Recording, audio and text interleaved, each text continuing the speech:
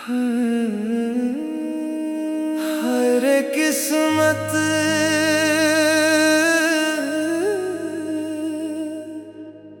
काहे तू दूर भइलू हो।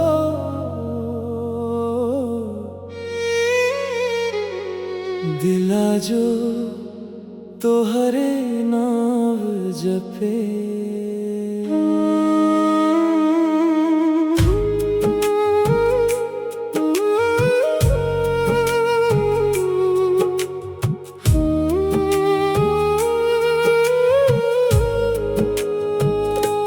खाली पड़ल अंगनवा सुना लागे गाँव हो।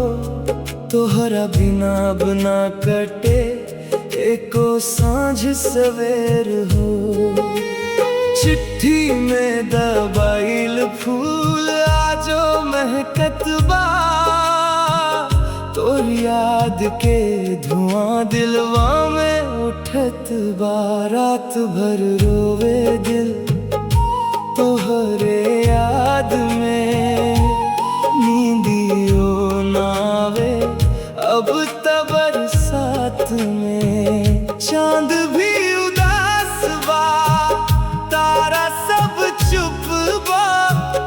हमरा बिना शायद तू खुश बहुत बा। रात भर रोवे दिल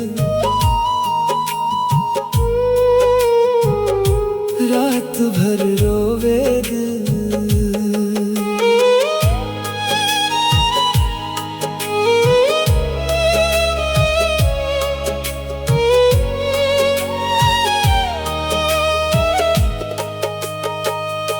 जे हाथ पकड़ के कहल कभी ना छोड़ब।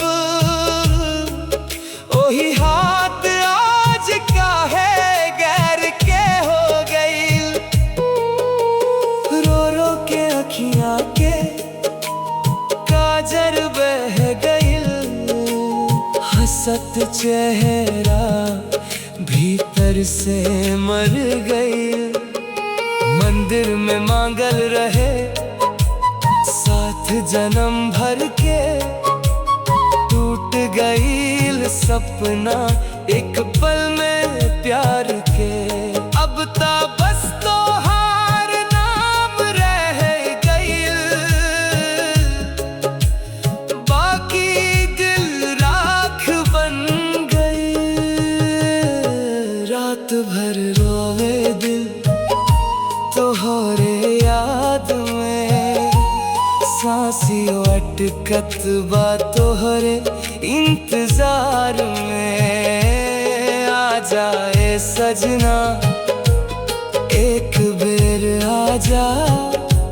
सुखल परान में फिर से जान डाला। रात भर रोवे दिल